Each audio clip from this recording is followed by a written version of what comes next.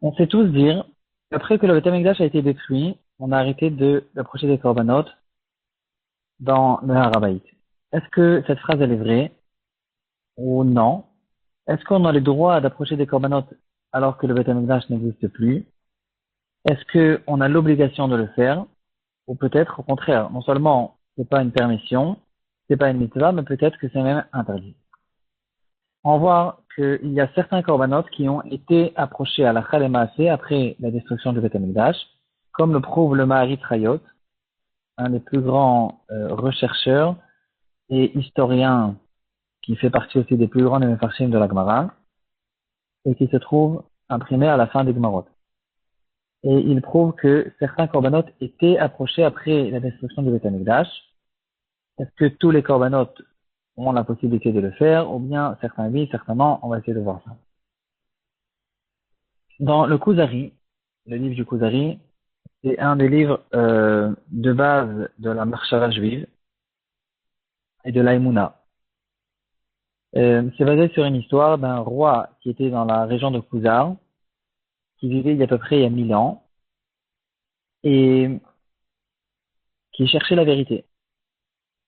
Khuzar, aujourd'hui, c'est dans la région de l'Afghanistan, je pense, ou peut-être un peu plus haut, au milieu de la Russie, ou quelque chose comme ça.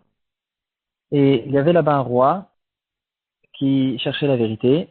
Il a convoqué devant lui un curé, un rave et un musulman, je sais plus comment ça s'appelle, un cheikh musulman, pour que chacun lui fasse une démonstration de sa religion.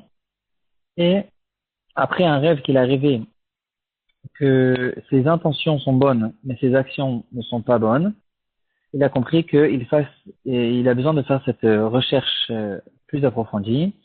Et le livre du Kuzari, il ramène les discussions qu'il a eues en face de ces trois personnes, et surtout en face du Rav, qui lui explique longuement la religion du judaïsme, la vérité du Matan Torah et de la Emunah, etc. Pendant des centaines d'années, on croyait que c'était juste une illustration, un mashal, que le Mechaber il a fait, mais dans les dernières années, après des recherches qui ont été faites, effectivement, il y avait un roi comme celui-là, il existait, et finalement, il a fini par se convertir, et des milliers de gens de son pays aussi se sont convertis. Ces convertis sont devenus juifs et leurs descendants, et peut-être beaucoup d'entre nous sont leurs descendants, ils se sont mélangés avec les juifs de cette région de l'Europe de l'Est. Et une histoire très spéciale et il n'y en a pas eu beaucoup en tout cas. Pendant quelques dizaines d'années, il y avait un roi juif avec des milliers de personnes juives dans son pays et en fait il dominait sur toute une région. Donc après qu'on a compris ce que c'est le Kuzari, en tout cas on prend une phrase qui a été ramenée dans le Kuzari, c'est écrit comme ça, Marachaver, donc il a dit ce fameux rave au roi, il lui a dit comme ça. Imainu ayom etzuvim lakriv korbanot, je vais dire directement en français. Faites attention à cette phrase. Si on avait l'obligation d'approcher aujourd'hui des korbanot, alors on aurait connu suffisamment bien les halachot, comment faire la shrita, de quel côté faire la shrita, comment recevoir le sang, comment dépecer l'animal, comment exactement le découper, quelle partie approche devant on va l'approcher sur le misbéar, comment on va lancer le sang, et les offrandes de farine et de vin qui arrivent avec le misbéar, on aurait aussi connu exactement comment les faire. Et bien sûr, la chanson qui arrive avec les Lévi'im qui chantaient avec le Korban. En tout cas, ce qui nous intéresse ici dans cette phrase, c'est le fait que ce Rishon, ce Kuzari, il pense qu'on n'a plus l'obligation aujourd'hui d'approcher les korbanot. C'est pour ça qu'il dit que c'est ça la raison pour laquelle on ne connaît pas suffisamment bien la halachot des korbanot, à cause du fait qu'aujourd'hui on n'a plus l'obligation de les faire. La majorité des Rishonim pensent aussi comme ça. La seule question, c'est est-ce que on a juste perdu cette obligation, ou bien il y a même une interdiction aujourd'hui d'approcher les korbanot. La halakha, elle est très claire, et elle est tranchée dans le Rambam, que pour approcher des korbanot, il n'y a pas besoin d'avoir le Beth Amikdash construit. Il nous suffit d'avoir un misbéach. Le misbéach, il y a oui besoin de l'avoir. Que le misbéach soit à son emplacement exact. Et bien sûr, qu'on puisse monter au Arabait, qu'on soit théorim.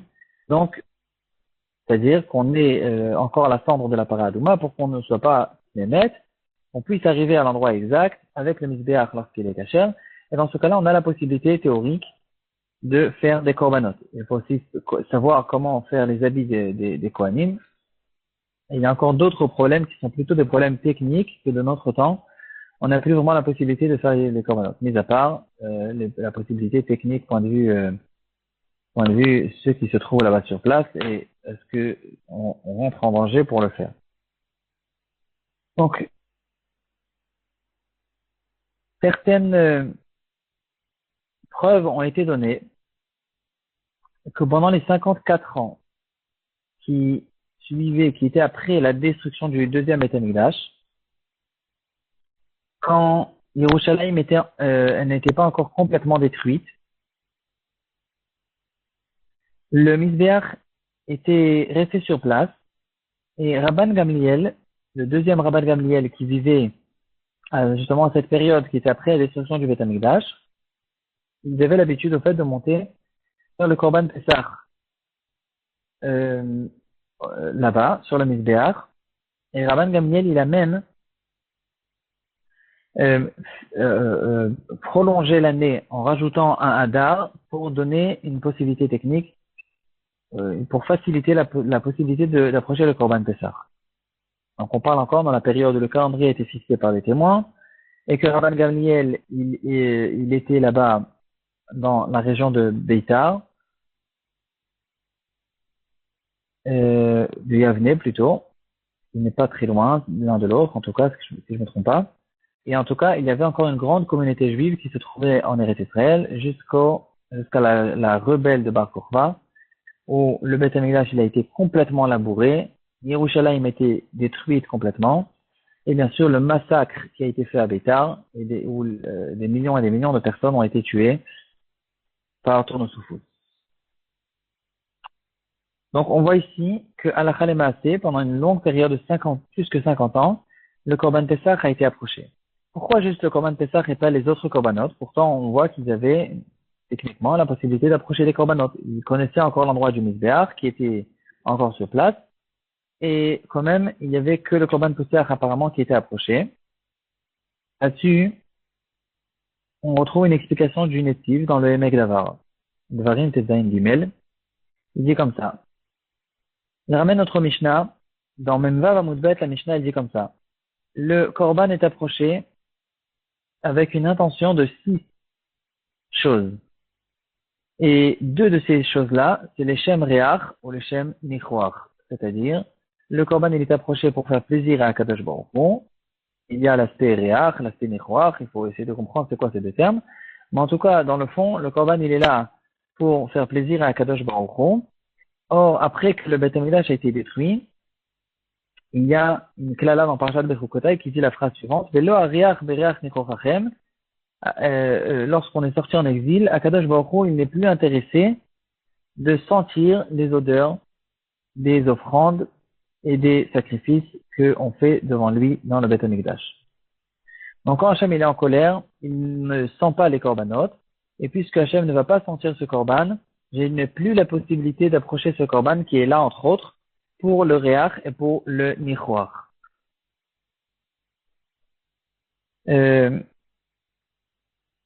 Donc on voit ici qu'on n'a pas le droit d'approcher des korbanot tant que on n'a pas reçu le signe de Hachem qui est d'accord de retour de ressentir les korbanot qu'on va lui offrir devant lui. Le Chazon Ish, il explique un peu plus, il dit que ça dépend pas en fait forcément de l'exil, ça dépend de la possibilité, la permission qu'on a de reconstruire le Beth Amikdash. Si par exemple, théoriquement, on est encore en exil, mais quand même les Goïms nous ont donné la permission de reconstruire le Beth Amikdash, donc ici ça montre que dans le ciel, ils ont été d'accord de se rapprocher de nous, on va appeler ça comme ça, et donc il n'y a plus cette klala de l'oriach virach nichochem, et on a la possibilité, on a le droit de rapprocher des korbanot. Ensuite c'est comme ça, pourquoi les autres korbanot on a compris pourquoi il ne pouvait pas être approché. Le Korban Pessah, qu'est-ce qu'il a de spécial? La réponse est très simple. Dans tous les Korbanot, c'est écrit le terme les Reach Nichoach Ishel Hashem, que ce Korban, il est là justement pour ce fameux Reach Nichoach. Le Korban Pessah, il n'y a pas écrit. Il n'y a pas écrit ce terme. Le Korban Pessah, il n'est pas là en tant que Reach Nichoach. Et donc, c'est la raison pour laquelle le Korban Pessah, il a quelque chose de très spécial, que on a la possibilité de le rapprocher et de faire ce Korban même pendant les moments où Hachem, il est en colère, on est exilé, il n'y a pas le Beth Amikdash. Il y a en tout cas cette possibilité de faire le Korban Pessah. Mis à part ça, le Korban Pessah, il est un peu différent des autres Korbanot par le fait que c'est une obligation qui est une obligation personnelle qui repose sur chacun des Juifs. C'est pas un Korban Tibour. Et en plus de ça, si quelqu'un il a la possibilité de faire le Korban Pessah et il ne le fait pas, il y a là-dessus un retranchement Chiyuv Karet, ce qui est très grave et ce qui nous pousse énormément à tout faire pour essayer quand même d'approcher le Korban Pessah. En plus de ça, il y a un halakha qui dit Touma ou Trab et Tibour. Et si la majorité du clan Israël sont Tmeim, on a le droit d'approcher le Korban Pessah en son temps. On n'a pas besoin d'attendre le Korban Pessah Sheni, qui était d'ailleurs une des raisons pour laquelle, déjà du temps de Rabbi Akiva Eger et du Khatam Sofer son gendre, il y a une question qui a été relevée par certains des Gdoléador. Est-ce que on a la possibilité de notre temps de renouveler le Korban Pessah? Tous les autres Korbanot, il n'y a aucune possibilité, parce qu'on est tout simplement Tmeim. Mais le Korban Pessah, il est possible que tout le Rabbi Tzibour, et donc on a la possibilité de le rapprocher. Le Khatam Sofer, déjà, il a répondu que techniquement, on ne peut pas à cause des musulmans qui se trouvent là-bas et que c'est un grand danger. C'est une raison qui existe jusqu'aujourd'hui. Et en plus de ça, on a perdu la massorette exacte pour être sûr et certain où se trouve le Mizbeach. Et on n'a plus forcément les couleurs qu'on a besoin pour faire les habits des Kohanim. Les Kohanim ne sont pas forcément à 100% des Kohanim. Et on a là-dessus aussi perdu la massorette. Et encore d'autres raisons pour lesquelles de notre temps, on n'a plus la possibilité, même à propos du Korban Pessah, on n'a plus la possibilité d'approcher ce Korban Pessah. Bezrat Hashem, Bimera Be'amenu, Sheibanem et Amenu.